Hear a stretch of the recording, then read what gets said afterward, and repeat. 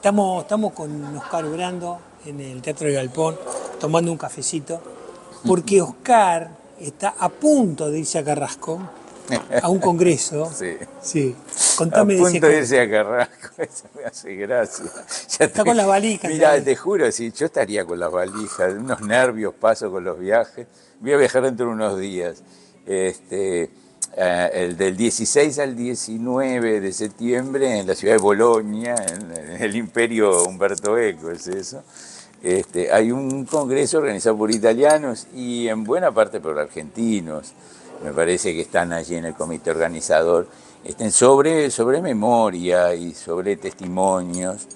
Fundamentalmente, bueno, de lo que se ha venido trabajando en nuestros países desde hace años, décadas, que tienen que ver con el terrorismo de Estado, etcétera.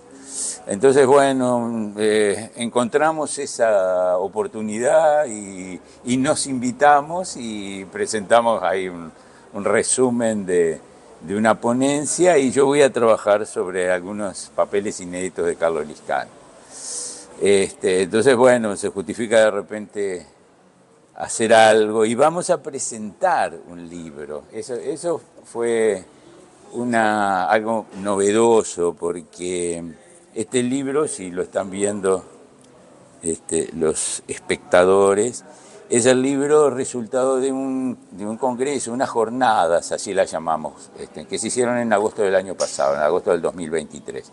29 y 30 de agosto hicimos en el Teatro Solís, en realidad el 29 de agosto en el Solís, y después el 30 hubo como una coda que se hizo por Zoom porque la gente estaba en el exterior.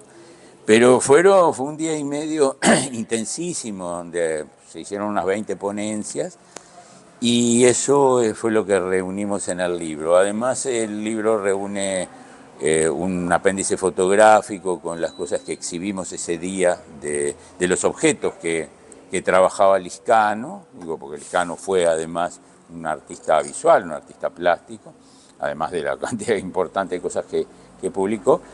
Y bueno, y ahí nos empezamos junto con Gabriela Sosa, que fue con la que colaboramos para organizar el congreso y para ordenar el libro, nos empezamos a animar a publicar algunos inéditos de Carlos. Carlos siguió escribiendo en los últimos años, publicó bastante igual en los últimos años, pero tenía una especie de escritura secreta, subterránea, o más o menos, que compartía con algunos amigos.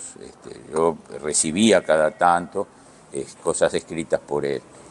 Y bueno, ahí había, sobre todo dentro de una especie de diario que él llevaba en unos cuadernos suecos, los cuadernos Esselte, así los denominaba él y los reconocemos nosotros, llevaba una serie no sé, de escrituras de diversa índole, entre ellas unos cuantos sueños que contaba en ese diario.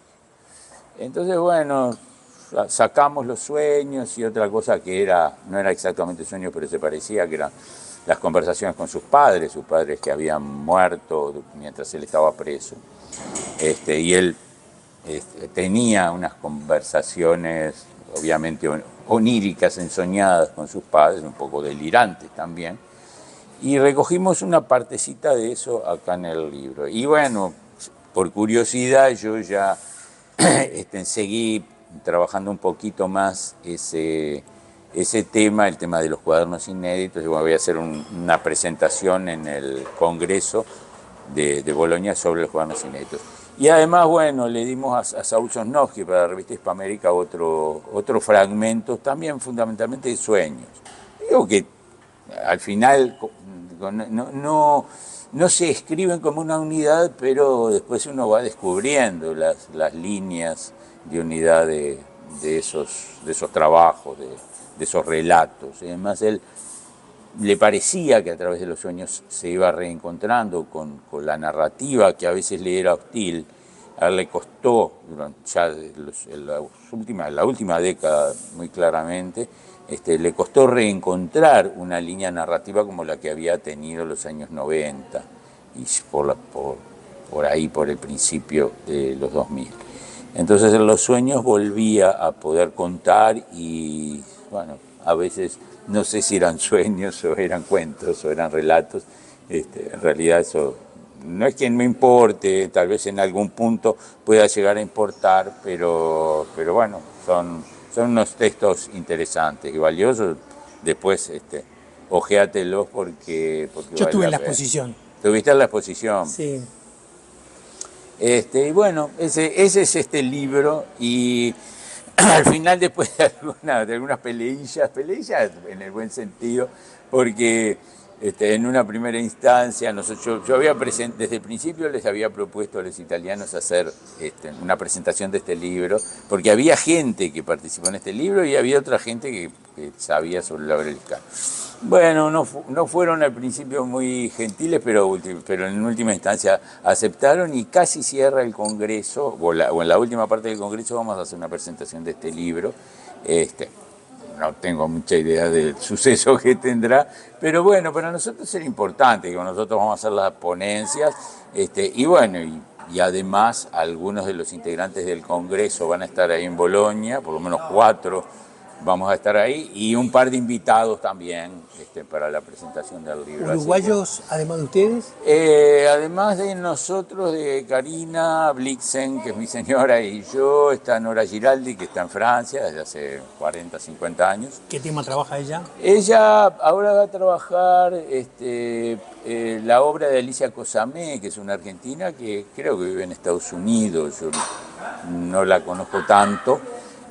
Pero hay una mesa donde está ella, María Semilla Durán y una francesa encantadora, bueno, me va a venir el nombre quizá, o después que termine esta filmación,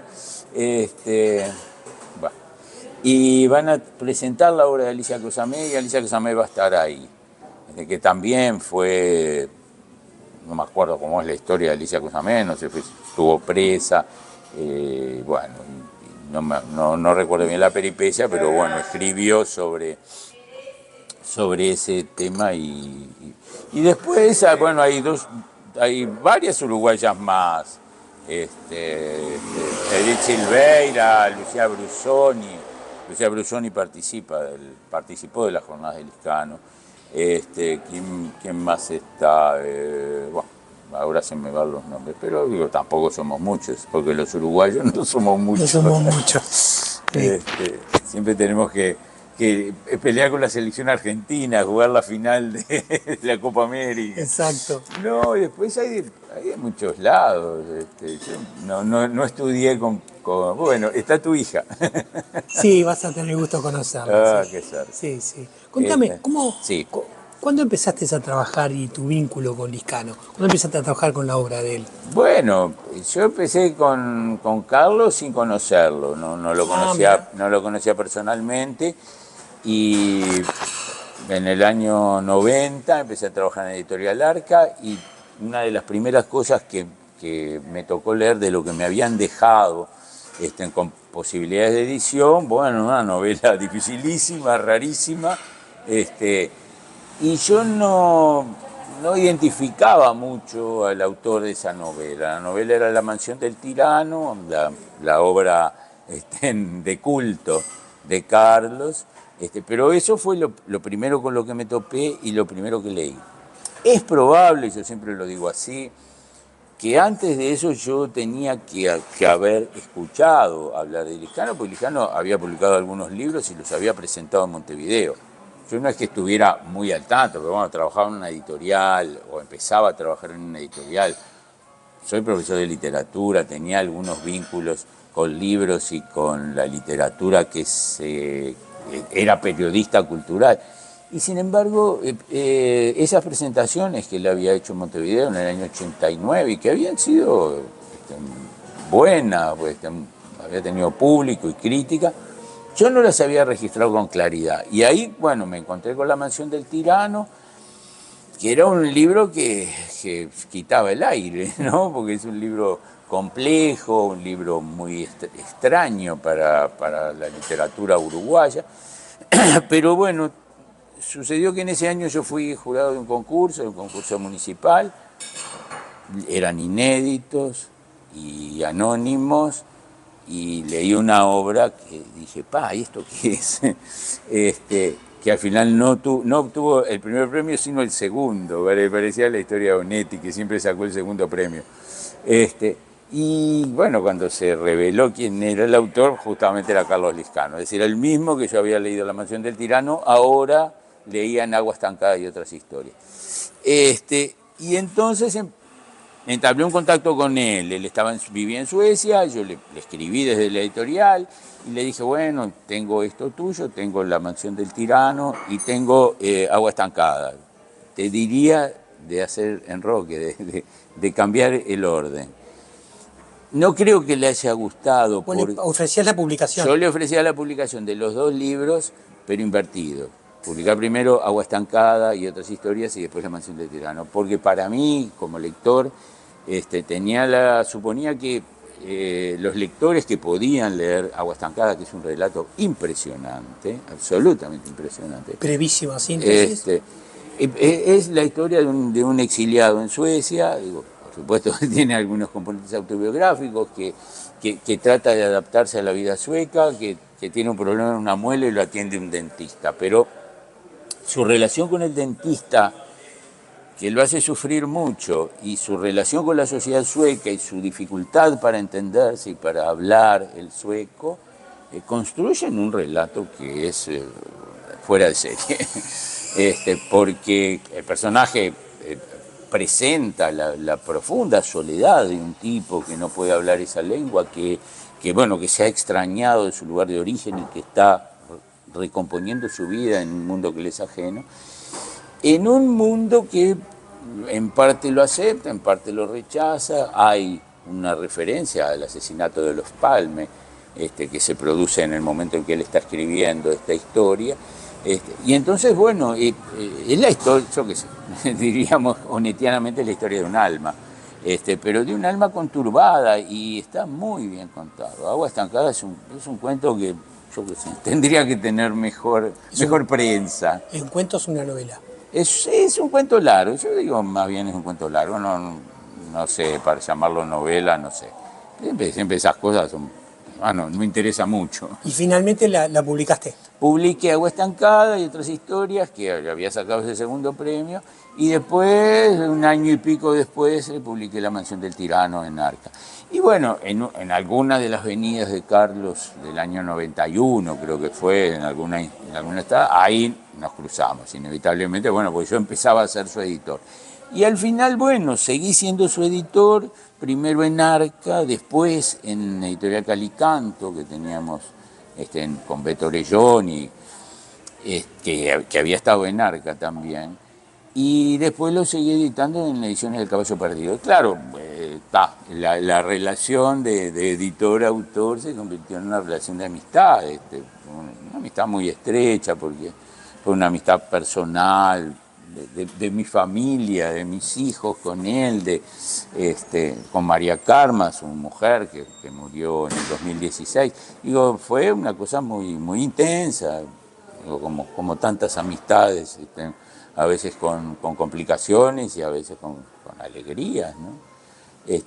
Bueno, esa es un poco... Así que lo vas a llevar a... Lo voy a llevar Lo vas a Bolonia.